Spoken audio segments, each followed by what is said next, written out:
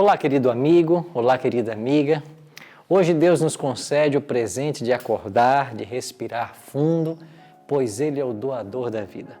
Então aproveite esse dia, alegre-se, ame a Deus e ao próximo, cumprindo assim os ensinos de Jesus. Bom, estamos iniciando uma série sobre os Salmos da Bíblia e o Salmo que hoje vamos estudar é o Salmo 2. E eu queria convidar você a lermos aqui os versículos 6 e 7. Eu, porém, constituí o meu rei sobre o meu santo monte Sião. Proclamarei o decreto do Senhor. Ele me disse, tu és meu filho e hoje te gerei. Esse salmo foi composto por Davi, provavelmente para a coroação do seu filho Salomão. Quando ocorria a sucessão de reis no trono, havia o perigo de as nações ao redor se voltarem contra o reino. Por isso, o início do salmo começa perguntando: por que os reis da terra se levantam e conspiram contra o Senhor e o seu ungido? Davi então responde no salmo dizendo que o rei do povo não foi estabelecido por um poder meramente humano. Deus mesmo responde: eu, o Senhor, o Todo-Poderoso, foi quem constituí o meu rei sobre o meu santo monte Sião.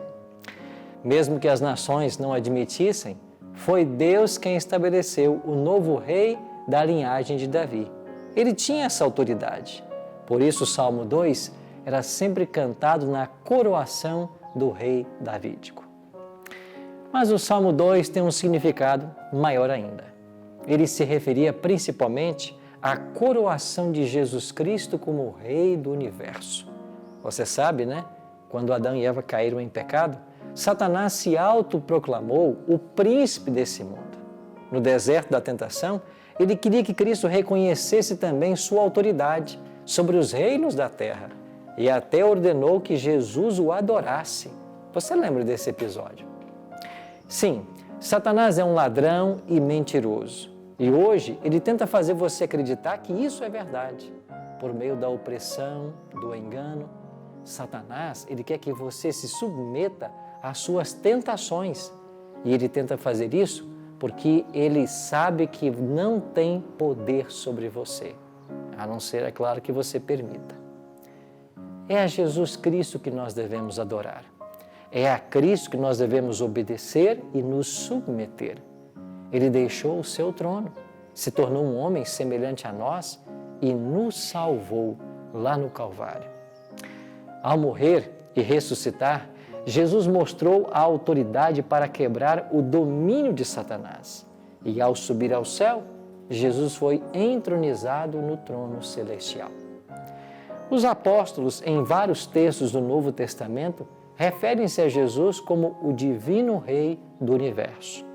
O autor do livro de Hebreus, por exemplo, cita o Salmo 2, verso 7, no capítulo 5, verso 5, para dizer que Deus proclamou Jesus como Rei dos Reis e sumo sacerdote para a nossa salvação.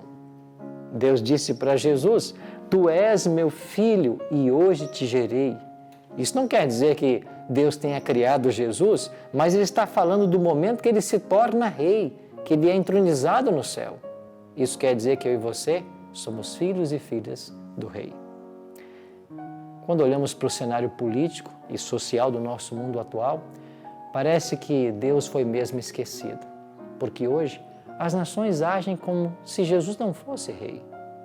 Parece que o mal crescente, o amor esfriando, Satanás está vencendo.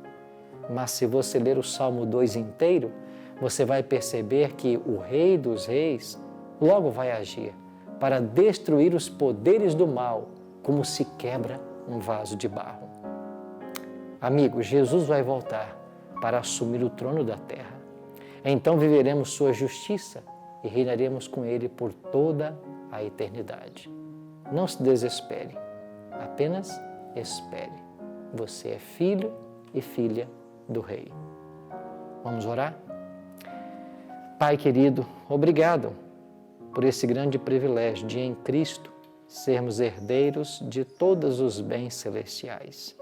Que nesse dia andemos na Tua presença e nos preparemos a cada instante para a chegada desse reino. Oramos em nome de Jesus. Amém.